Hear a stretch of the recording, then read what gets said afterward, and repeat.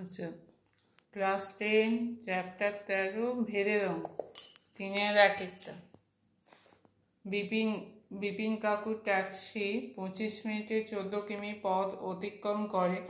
একই গতিবেগে ট্যাক্সি চালিয়ে 5 ঘন্টায় তিনি কতটা পথ যাবেন তা ভেদ তত্ত্ব প্রয়োগ করে হিসেব করে। আচ্ছা, এখানে দুটো চলরাশি, একটা হচ্ছে সময়, একটা হচ্ছে দূরত্ব। তাহলে দুটো চলরাশিকে একটা সময় ধরলাম, সময় সমান হচ্ছে 13 প্রশ্নমালা 3-এর 1, সময় সমান x, দূরত্ব সমান হচ্ছে y। এবার এই দুটোর মধ্যে কী রকম সম্পর্ক? সময় আর দূরত্বের মধ্যে সরলভেদ না ব্যস্তভেদ? যদি আমরা একই গতিবেগে বেশি সময় যাই তাহলে কী হবে? বেশি দূরত্ব অতিক্রম করবে।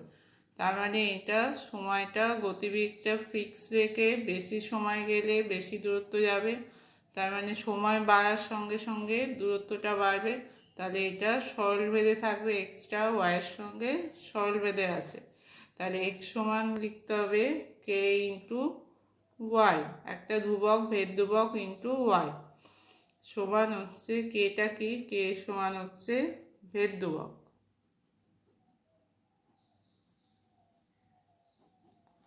আচ্ছা, এক্স এর মান যখন হচ্ছে এখানে সময় এক্স এর মান 25 মিনিট, ওয়াই হচ্ছে 14 কিমি। তাহলে এক্স সমান হচ্ছে যখন 25 মিনিট, ওয়াই সমান হচ্ছে 14 কিমি।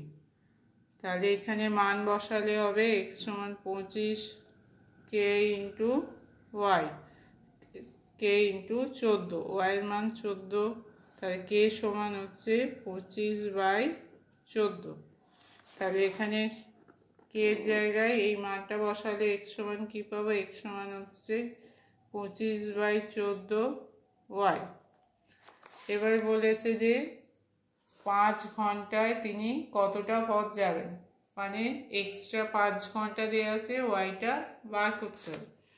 তাহলে এক্স সমান 5 ঘন্টা, আগের এক্সটা কী ছিল? মিনিটে ছিল, তাহলে এখানে ঘন্টা দেওয়া আছে, মিনিটে করলে হবে 5 × 60 মিনিট, ওয়াইটা এখানে বার করব। তাহলে সমান হচ্ছে 300 মিনিট। এবার এই সমীকরণে এক্সের জায়গায় এই মানটা বসালে হবে 300 সমান 25/14 ওয়াই। তাহলে কোণাকুণি গুণ করলে হবে 300 × 14 সমান 25 ওয়াই। অতএব ওয়াই সমান হবে 300 × 14/25, 25 দিয়ে কাটলে হচ্ছে 12 সমান 12 × 14 168 কিমি। তাহলে তিনি কতটা পথ যাবেন? 5 ঘন্টায় তিনি যাবেন 168 কিমি। তাহলে অতএব উত্তর হচ্ছে 168 কিমি। তিনি 168 কিমি পথ যাবেন।